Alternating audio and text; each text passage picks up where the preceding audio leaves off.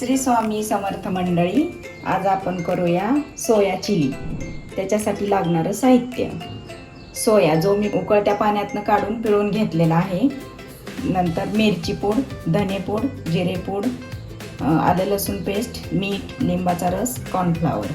आणि फोडणीसाठी लागणारं साहित्य: मिरची, लसण, कढीपत्ता, कोथिंबीर, चिली सॉस, टोमॅटो सॉस। तर आपण पहिले हे सोया पिळून घेतलेला व्यवस्थित। मग त्याच्यात आपण आता मिरची पूड, हे मी मोजून घेतलेले 1 चमचा, धने पूड, जिरे पूड, आलं लसूण पेस्ट, मीठ, लिंबाचा रस आणि कॉर्नफ्लॉवर, हे सर्व अगदी हातानेच मिक्स करून घ्यायचं, म्हणजे ते व्यवस्थित लागतं। तर हे एक 5 मिनिटं ठेवून द्यायचं असंच, तोपर्यंत आपण फोडणीची तयारी करून घ्यायची। आपण आता गॅस चालू करूया। कढईत तेल घेतले, तेल चांगलं तापल्याच्या नंतर मग हे सोडायचं।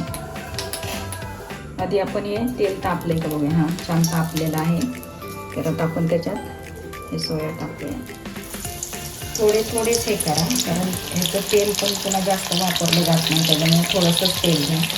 जेवढे तेलात मावतील एवढंच टाका। छान कुरकुरीत तळून घ्यायचे। हे छान आता आपले लाल सोनेरी कलरचे तळून झालेले आहेत, आपण काढून घेऊया।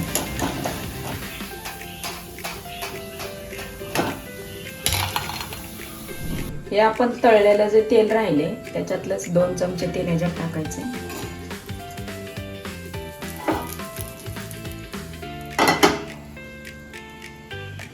त्यानंतर ह्याच्यात जाईल लसण,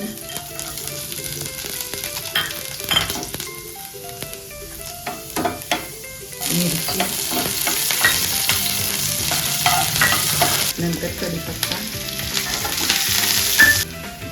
टोमॅटो सॉस, त्याच्यानंतर कोथिंबीर, टोमॅटो सॉस, चिली सॉस टाकून घेतला आपण। त्याच्यात आता हे टाकून घेऊया। तुम्ही याला सोया चिली किंवा सोया 65 पण म्हणू शकता।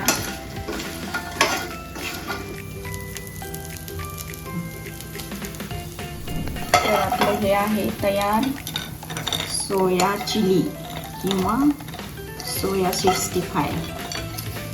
कधी एखाद्या दिवशी आपण संध्याकाळी भाताचा बेत केला त्याच्यासोबत हे करू शकता।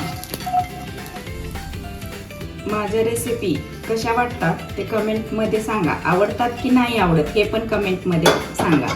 आणि सबस्क्राईब करायला विसरू नका। लाईक, शेअर, सबस्क्राईब करा। श्री स्वामी समर्थ।